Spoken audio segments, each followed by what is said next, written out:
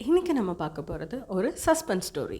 நம்ம ஸ்டோரியில் முக்கியமான 2 கேரக்டர் இருக்காங்க, கணேஷ் அண்ட் வசந்த். கணேஷ் ஒரு காமான பர்ஃபெக்ட் லாயர். வசந்த் ஒரு இன்டெலிஜென்ட்டான நாட்டி பாய், அவரோட அசிஸ்டண்ட். இவங்க 2 பேரும் சேர்ந்து எந்த கேஸை இன்வெஸ்டிகேட் பண்ண போகிறாங்கன்றதை நம்ம பார்க்கலாம். வாங்க கதைக்குள்ளே போகலாம்.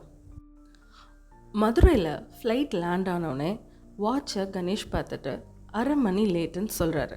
2 பேரும் படிக்கட்டில் இறங்கி வந்துட்டு அவங்க பேக்கேஜஸை கலெக்ட் பண்ணிவிட்டு வெளியில் யாராச்சும் வந்திருக்காங்களான்னு வசந்தை பார்க்க சொல்கிறாரு. சிகரெட்டை பற்ற வச்சுக்கிட்டே வெளியில் வந்து வசந்த் பார்க்கும்போது மொத்தம் 3 டாக்ஸி நின்றுது. அதில் ஒருத்தர்கிட்ட போயிட்டு கொடைக்கானல் செல்வரங்க அனுப்பிச்சாரான்னு கேட்க, இல்லைங்க நான் உள்ளூர் தான், கொடைக்கானல் போகிறதுலாம் போகலான்னு அவர் சொல்ல, யாரும் வரல பாஸ்ன்னு கணேஷ் பக்கத்தில் போயிட்டு வசந்த் சொல்கிறாரு. கணேஷ் அவருக்கு எதிர்க்கவே ஒருத்தரை சுட்டி காமிச்சப்போ கணேஷ் வசந்த் ஃப்ளைட் நம்பர் 501ன்னு எழுதின ஒரு போர்டை பிடிச்சிக்கிட்டு ஆரஞ்சு கலரில் பாரடைஸ்ன்னு எழுதியிருக்க ஒரு கார் பக்கத்தில் அவர் நின்றுட்டு இருந்தார். 2 பேரும் அவங்க கிட்ட போயிட்டு நாங்கள் தான் கணேஷ் வசந்த்னு சொல்ல, அவர் கணேஷ்கிட்ட ஒரு லெட்டரை கொடுக்குறாரு. அந்த லெட்டரில், அன்புள்ள கணேஷ், விமான நிலையத்திற்கு வர இயலாததற்கு மன்னிக்கவும், மலை மாளிகையில் சந்திக்கலாம், நான் கேட்டது 2ம் கொண்டு வந்தீரான்னு எழுதியிருந்துச்சு. இந்த வண்டியை செல்வரங்கம் தான் அனுப்பிச்சாரான்னு கணேஷ் கேட்க, இல்லைங்க நீங்கள் தங்க போகிற பாரடைஸ் இன்னில் தான் இது வண்டி உங்களுக்காக அனுப்பியிருக்காங்கன்னு அவர் சொல்லிட்டு 3 பேருமே வண்டியில் ஏறி பயணம் பண்ண ஸ்டார்ட் பண்ணுறாங்க. ஏறத்தாழ ஒரு 1 கிலோமீட்டர் போயிருப்பாங்க.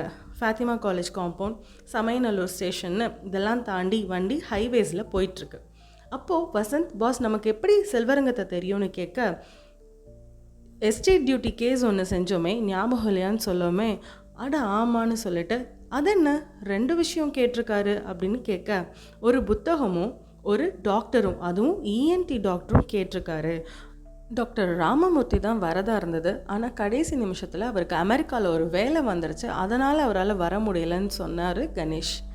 செல்வரங்கத்துக்கு டாட்டரோ இல்லை யங் ஒய்ஃபோ யாராச்சும் இருக்காங்களான்னு வசந்த் கேட்க, செல்வரங்கத்துக்கு 70 வயசு ஆகிடுச்சு, அவர் இன்னும் சிங்கிள் தான் அப்படின்னு கணேஷ் சொன்னதும் வசந்த், அட போச்சு, அங்கே போனால் ஒரே போர் தான் அப்படின்னு சொல்லவும், இல்லை எனக்கு அங்கே போய் ரெஸ்ட் எடுக்கணும், அதுக்காக மட்டும்தான் நான் இங்கே வந்திருக்கேன்னு கணேஷ் சொல்லிக்கிட்டே வசந்தை பார்த்து சிரிக்கிறாரு. அப்போது வசந்த், சாப்பிடாமல் இருக்கலாம், எதுவும் பண்ணாமல் இருக்கலாம், ஆனால் ஒரு பொண்ணு இல்லாமல் இங்கே எப்படி பாஸ் இருக்கிறதுன்னு சொல்லிக்கிட்டே வசந்த் அந்த புக்கோட டைட்டிலை பார்க்குறாரு, பிளட் செல்ஸ் ரியோனாலஜி அண்ட் ஏஜிங். இது என்ன இப்படி ஒரு புக்கு, இதை வச்சு அவர் என்ன பண்ண போகிறாருன்னு கேட்டுக்கிட்டே வசந்த் காரோட விண்டோ சைட் பார்க்க, அங்கே மாருதி ஜிப்சியில் ஒரு பொண்ணு பேனட் மேலே உட்காந்துட்டு காலை நீட்டிகிட்டே வந்துட்டுருக்கா. அவளை பார்த்துக்கிட்டே, ஹேய் ஏதாவது பிரச்சனையா அப்படின்னு வசந்த் கேட்க, அந்த பொண்ணு நிமிர்ந்து கண் கொட்டாமல் வசந்தையே பார்த்துக்கிட்டு இருக்கா. அவள் நல்ல ஒரு அடர்த்தியான முடி, திருத்தப்பட்ட புருவம், உதட்டில் நல்ல டார்க் ரெட் கலர் லிப்ஸ்டிக்கோட, நகை இல்லாத கழுத்து, கை இல்லாத சட்டை, ஃபேடட் ஜீன்ஸ், இப்படி ஒரு பொண்ணை பார்த்து தான் வசந்த் காரை விட்டு வேகமாக வெளியில் குதிச்சு, ஏதாவது லிஃப்ட் வேணுமா, பசிக்குதா, இல்லை வேறு ஏதாவது பிரச்சனையா, நான் எதுவும் ஹெல்ப் பண்ணணுமான்ட்டு ரொம்ப கேள்வியாக கேட்க, அந்த பொண்ணு வசந்தையே கண் கொட்டாமல் பார்த்துக்கிட்டே இருக்கா. ஸோ கணேஷ் உடனே வசந்தை, இப்போ வரியா இல்லை நான் கிளம்பவான்னு கேட்க, 1 நிமிஷம் பாஸ்ன்னு சொல்லிட்டு அந்த பொண்ணு பக்கத்தில் போய், என்ன பேசவே மாட்டிங்களான்னு கேட்க, அந்த பொண்ணு பல்லார்னு ஒரு அரைஞ்சிட்டு ஜீப் எடுத்துகிட்டு ஃபாஸ்ட்டாக கிளம்பிட்டா. எங்கே போகிறா, கொடைக்கானலில் வச்சு புடைச்சிட்றேன்னு சொல்லிட்டு வசந்த் காரில் ஏறிட்டு போகிறாரு. கணேஷ் அதை பார்த்து சிரிச்சுக்கிட்டே ஜன்னல் ஓரத்தமாக திரும்பி பார்க்கும்போது அங்கே மலைப்பாதையில் வண்டி போக ஆரம்பிக்குது. அங்கே இருக்கக்கூடிய ஆறு, ஏரிகள், அதோட அங்கே மலை இடுக்குகளில் ஒளிஞ்சிக்கிட்டு இருக்கிற அருவிகள் வெள்ளை ரேகை போல் ரொம்ப அழகாக அவர் கண்களுக்கு தெரியுது. அதோட குளிர்ந்த காற்றும், பச்சை பசேல்னு இருக்க புல், பூச்சிகளோட ரீங்காரம், இதெல்லாம் பார்த்துக்கிட்டு கொஞ்சம் கொஞ்சமாக அந்த வண்டி கொடைக்கானல் மலை மேலே ஏறி போயிட்டு இருக்கு. அங்கே போய் பார்க்கும்போது ஒரு இடத்துல அதே பொண்ணு அதே மாதிரியே பேனட்டில் உட்காந்துட்டு இருக்கா. இவங்க 2 பேரும் அவளை திரும்பி பார்த்துட்டே வரும்போது வசந்தை பார்த்து ஒரு கேலியான ஒரு சிரிப்போட அந்த பொண்ணு வசந்தை கண் கொட்டாமல் பார்த்துக்கிட்டே இருக்கா. இவங்க கார் அந்த காரை தாண்டி இவங்க தங்க போகிற அந்த பாரடைஸ் இன் அப்படின்ற ஒரு ஹோட்டலில் போய் ரீச் ஆகுறாங்க. அந்த ஹோட்டல் ரொம்ப அழகாக பக்கத்தில் ஒரு அருவியோட அங்கே இருக்குது. பாரடைஸ் இன்குள்ளே போயிட்டு லாபிக்கு போனதும் கணேஷ்க்கும் வசந்த்க்கும் கால் வந்திருக்கதா அவங்க சொல்ல, செல்வரங்கமாக தான் இருக்கும், போய் விசாரிச்சு பாருன்னு வசந்தை அனுப்பி வைக்கிறாரு.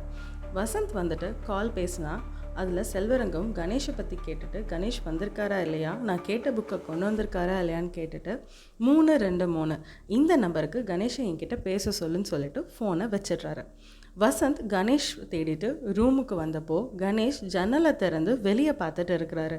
அங்கே தூரத்தில் ஒரு அழகான மாளிகை தெரியுது. இதுதான் மலை மாளிகை அப்படின்னு சொல்லிட்டு கணேஷ் சொல்ல, அது ரொம்ப ஆச்சரியத்தோட வசந்த் பார்த்துட்டு இருக்காரு. ஃபோனில் யாருன்னு கணேஷ் கேட்க, அது செல்வரங்கம் தானும் 323 நம்பருக்கு உங்களை பேச சொன்னாருன்னு வசந்த் சொல்லிக்கிட்டே அந்த மலை மாளிகையை பிரமிச்சு பார்த்துட்ருக்காரு.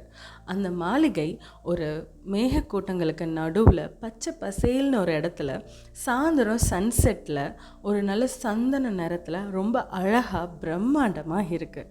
இது ரொம்ப தனிமையான இடமா இருக்கும் போலன்னு சொல்லிக்கிட்டே வசந்த் அதை பார்த்துட்டு பக்கத்தில் இருக்கக்கூடிய பெட்டில் ஒரு நியூஸ் பேப்பரை பார்க்குறாரு. அந்த நியூஸ் பேப்பரில் இருக்கிற ஆட் எடுத்து கணேஷ் வசந்த் காமிக்கிறப்போ, மே 7 இந்த பொண்ணு மதுரையிலிருந்து காணவில்லை, தகவல் கொடுப்பவர்களுக்கு தக்க சன்மானம் உண்டு, கீழ்காணும் விலாசத்துக்கு எழுதவும், தாமோதர், தெற்காவணி மூலவீதி, மதுரை அப்படின்னு போட்டுட்டு பக்கத்தில் இவங்க ஜிப்சியில் பார்த்த அந்த பொண்ணோட ஃபோட்டோ போட்டிருக்கு. ஜிப்சி நம்பரை நோட் பண்ணியான்னு கணேஷ் கேட்டப்போ TDS 7677 சொல்லிட்டு பொண்ணையும் பார்ப்பேன் நம்பரையும் பார்ப்பேன்னு சொல்லிட்டு வசந்த் சிரிக்கிறாரு. கணேஷ் அவர் கொண்டு வந்த அந்த புத்தகத்தோட பக்கத்தை பெரட்டினப்போ, since gerontology is an interdisciplinary subject, numerous experts represent their up-to-date results related to aging அப்படின்ற வரிகளை படிச்சுக்கிட்டே 323 நம்பருக்கு கால் பண்ணுறாரு. ஃபோன் போயிட்டே இருக்கு, ஆனால் யாருமே ஃபோனை எடுக்கவே இல்லையே, என்னன்னு தெரியல. சரி, சாயந்தரமாக போயிட்டு அவரை நேர்லேயே பார்த்துடலான்னு வசந்த் கிட்ட சொல்லிக்கிட்டே போய் ஃப்ரெஷ் ஆகுறாங்க 2 பேரும். சாயந்தரம் ரொம்ப குளிர ஆரம்பிச்சிருச்சு. கணேஷ் ஸ்வெட்டர் போட்டுக்கிட்டு கிளம்புறாரு. வசந்த் இதெல்லாம் ஒரு குளிரான்னு சொல்லிட்டு வெளியில் வந்தவர் குளிர் தாங்க முடியாமல் தெருவோரத்தில் ஸ்வெட்டர் விற்றுக்கிட்டு இருந்த அந்த திபேத் பொண்ணுங்க கிட்ட போயிட்டு அவருக்கும் ஒரு ஸ்வெட்டர் வாங்கி போட்டுக்கிட்டு 2 பேரும் அந்த மலை பாதையில் நடக்க ஆரம்பிக்கிறாங்க. மெல்ல மெல்ல அவங்க 2 பேரும் அந்த மலை மாளிகையை நோக்கி நடக்க ஆரம்பிக்கும்போது நகரத்தை விட்டு ரொம்ப தள்ளி ஒரு பாதையில் நடக்கிற மாதிரி உணர்றாங்க. 2 பேரும் குளிருக்காக சிகரெட் பற்ற வச்சுக்கிட்டே அந்த பாதையில் பேசிக்கிட்டே நடந்து போகிறாங்க. ஒரு வாசல் கேட்டில் போயிட்டு நிற்கும்போது அங்கே வெளியே மரப்பலகையில் மலை மாளிகை அப்படின்னு எழுதியிருக்கு. எழுதி 20 வருஷம் ஆயிருக்கும் போல், ரொம்ப பழைய போர்டாக இருக்கே அப்படின்னு சொல்லிக்கிட்டே அந்த கேட்டில் இருக்க பூட்டை பார்க்குறாங்க. இதில் எப்படி நம்ம திறந்துட்டு உள்ளே போக முடியும், பூட்டி இருக்கேன்னு சொல்ல வசந்த் வெளியில் இருந்துட்டு சத்தம் கொடுக்குறாரு. யாருமே வரலை, வெறும் பறவைகளோட சத்தம் மட்டும்தான் வருது. ஆனால் வீட்டில் விளக்கெரியுது, யாருமே இருக்க மாட்டாங்களான்னு கணேஷ் கேட்க, வசந்த் அங்கே நம்ம ரோட்டில் பார்த்த ஜிப்சி மாருதி உள்ளே நிற்கிது பாருங்கன்னு சொல்லவும் 2 பேரும் உள்ளே எட்டி பார்த்தாங்க. ஆனால் அதோட நம்பர் என்னன்றதை அவங்களால பார்க்க முடியல. சரி, உன்னால தான் உள்ளே ஏறி குதிக்க முடியல, நீ உள்ளே ஏறி குதிச்சு போய் பாருன்னு சொல்ல வசந்த் அதெல்லாம் ஒன்றும் தேவையில்லைன்னு சொல்லி ஒரு பெரிய பாறாங்கல்லாம் எடுத்து அந்த பூட்டை அடித்து உடச்சிட்டு 2 பேரும் அந்த மலை மாளிகைக்குள்ளே போகிறாங்க. மாளிகையை பார்த்தா ரொம்ப பிரம்மாண்டமாகவும் சினிமாவில் வர மாதிரி சத்தமே இல்லாமல் ரொம்ப பயங்கரமாக தனிமையாகவும் இருக்குதுன்னு சொல்லிட்டு 2 பேரும் நடந்து போயிட்டுருக்கும்போது காஞ்ச இலை சருகுகளில் அவங்க கால் பட்ட சத்தம் மட்டும் கேட்குது. பாதாளத்தில் இருந்து வர காற்றடிக்கிற சத்தமும் மட்டும் கேட்டுட்டு 2 பேரும் அந்த மாளிகையை நோக்கி நடந்து கொஞ்சம் கொஞ்சமாக போயிட்டே இருக்காங்க. 2 பேரும் அந்த வீட்டுக்கிட்ட போனதும் ஒரு பிளாஸ்டிக் டென்ட்டுக்கு கீழே 100கணக்கான தாவரங்கள் தொட்டிகளில் வளர்த்துட்டு இருக்காங்க. அதுக்கு பக்கத்தில் ஒரு பெரிய ஆமையை அவங்க பார்க்குறாங்க.